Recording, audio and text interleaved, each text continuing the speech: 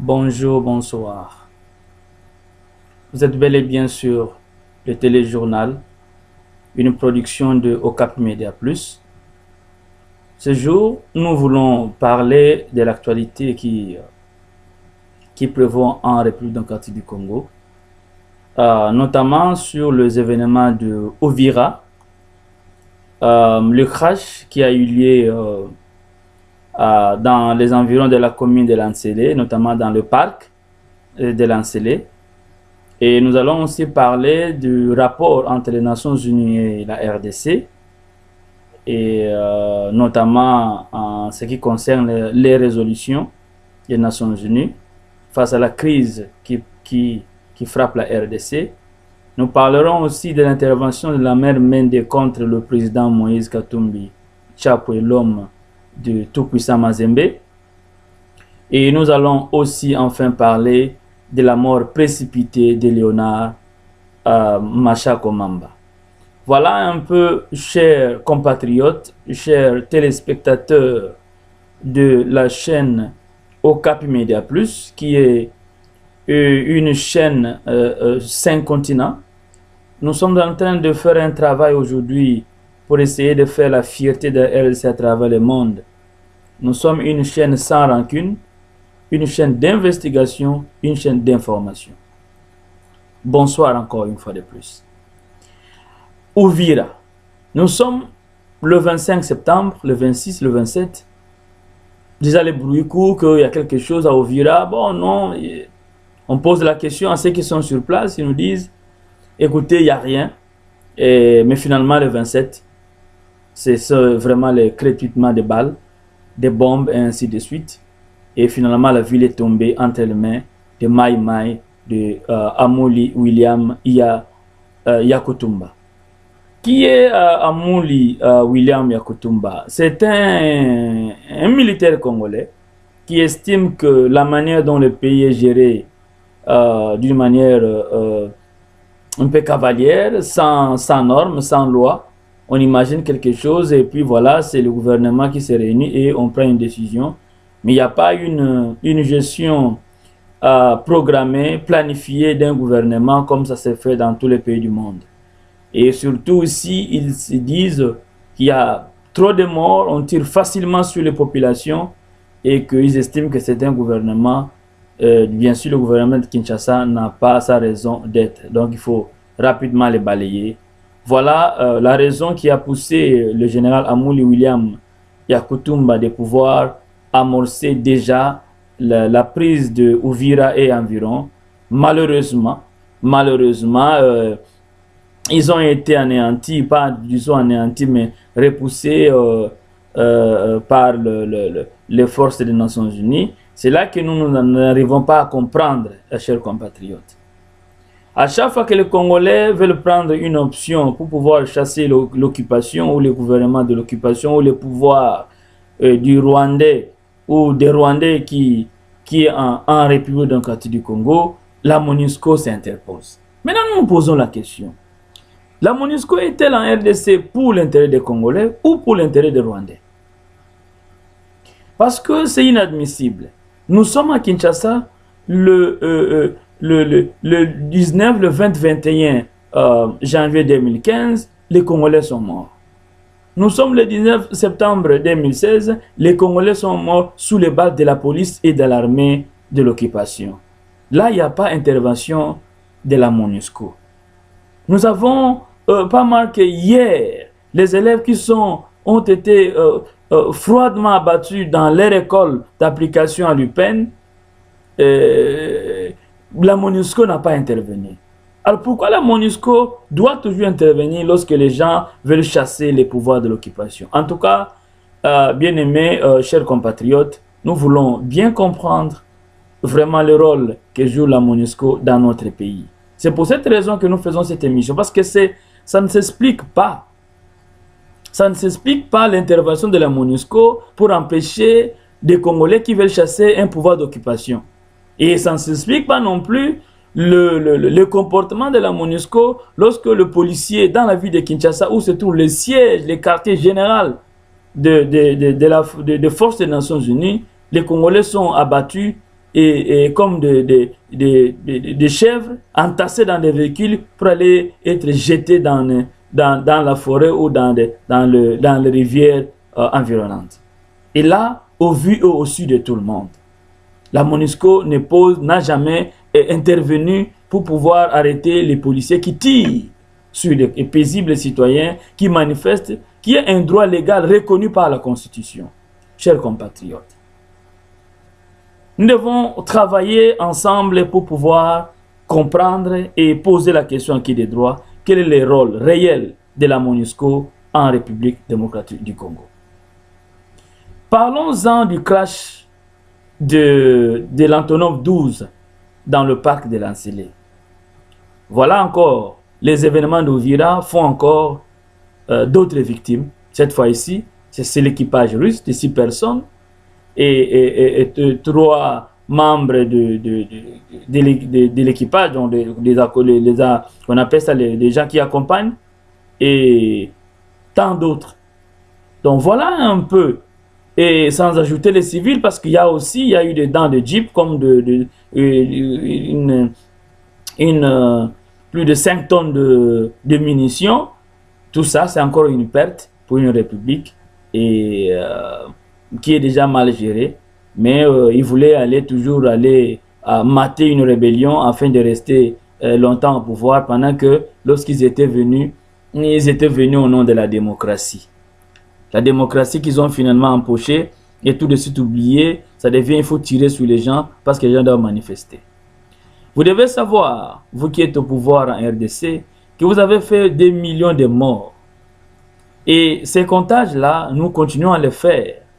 Et nous n'allons jamais croiser les bras. Nous allons nous tenir debout jusqu'à ce que nous récupérons notre pays complètement entre les mains de ceux qui sont venus par le mécanisme de parachutage. Voilà encore un autre problème qui surgit. C'est la mort précipitée de Dr Léonard Machako Mamba. Pour à titre de rappel, chers compatriotes, Dr Léonard Machako Mamba fut ministre de la Santé lorsque Laurent Désiré Kabila est assassiné. C'est ce monsieur ici qui est Hutu, Rwandais, ou Hutu, tout ce que vous voulez, qui a accompagné Mouzé dans l'avion de Kinshasa vers le Zimbabwe. Donc, nous sommes en train d'attendre que lorsque l'occupation termine, que nous puissions poser la question, monsieur, qu'est-ce qui s'est passé entre Kinshasa et Zimbabwe avec le corps de notre soldat du peuple, Laurent Désiré Kabila. Voilà, comme toujours, dans leur objectif de pouvoir faire disparaître les indices, Machako Mamba qui se retrouve mort, sans explication aucune. En tout cas, nous sommes très très mécontents de cette disparition de Léonard Machako Mamba qui, du reste, devrait nous donner plus d'explications sur la mort de Laurent Désiré Kabila. Mais c'est une fuite en avant. Malgré cela, nous allons toujours poser la question à son cabinet et ce qui a été avec lui. Parce que la mort d'un président ne peut pas être oubliée tout de suite comme ça et de cette façon-là. Okapi Media Plus, dans son souci de faire un travail pour informer le peuple congolais, fera encore un autre travail de plus pour approcher ceux qui étaient avec Machako Mamba, qui ont encore des informations par rapport à l'acheminement de Laurent Désiré Kabila de Kinshasa vers le Zimbabwe. Parce qu'il y a les dossiers coffre-fort de Laurent Désiré Kabila. Nous devons comprendre tout sur ça. Et voilà encore, chers compatriotes, Okapi Media Plus, dans son téléjournal d'aujourd'hui, va encore revenir sur le comportement de fameux ministre de l'information et médias, la mère Mendo Malanga, qui en longueur de journée ne fait que voir Moïse Katumbi, même dans sa chambre, accouché, dans les rues, partout, dans tout ce qui se passe, c'est Moïse Katumbi. Et là, il dira encore que le crash de l'Antonov 12, c'est Moïse Katumbi, et où les gens de Moïse Katumbi, ou le militant de Moïse Katumbi, qui ont tiré sur l'Antonov, qui a connu le crash dans le parc de Lansele. Donc c'est ça qu'il pourra prétendre encore dire. Monsieur Mendo Malanga, nous avons voulu te faire un message pour te dire que Moïse Katumbi est une personnalité qui a des mérites et dont les Congolais ont besoin pour la RDC. Pour toi, Moïse Katumbi a plusieurs casquettes. Moïse Katumbi doit venir répondre devant une justice qui n'existe pas, une justice qui ne fonctionne que lorsqu'il s'agit des opposants, mais ça ne fonctionne jamais lorsqu'il s'agit d'un cas de ceux qui sont au pouvoir. Monsieur Mende, nous avons plusieurs cas. L'Antonin va faire un crash. Mais il faudra maintenant que nous voyons si la justice congolaise existe, et comment elle va faire l'enquête et à quoi l'enquête va aboutir. Parce qu'il y a à faire l'enquête et les résultats de l'enquête, qu'est-ce qu'on en fait? Parce que lorsqu'un avion tombe, nous sommes tous, nous avons la connaissance de l'aviation civile ou militaire. On doit savoir comment l'avion était chargé, quel était les tonnages. On doit voir les payloads pour savoir est-ce que la charge qu'on avait mis dans l'avion valait par rapport à la force ou la potence de cet avion-là. Et cet avion est allé à l'entretien combien de fois? Est-ce que cet avion pouvait encore voler? Et enfin, est-ce que cet avion a une identité? Est-elle un avion congolais, un avion congolais ou un avion étranger? Quel est son port d'attache? Donc, toutes ces questions, nous devons savoir. Là, nous n'entendons rien. Finalement, tu vas te réveiller pour nous dire c'est Moïse Katumbi qui a abattu l'avion. La mère Mende Omalanga. Franchement, tout nous déçoit. Lorsque hier, tu étais dans l'opposition, tu avais un langage parlant de la démocratie. Mais aujourd'hui, tu présentes une image piètre, médiocre d'un homme politique congolais de la rue.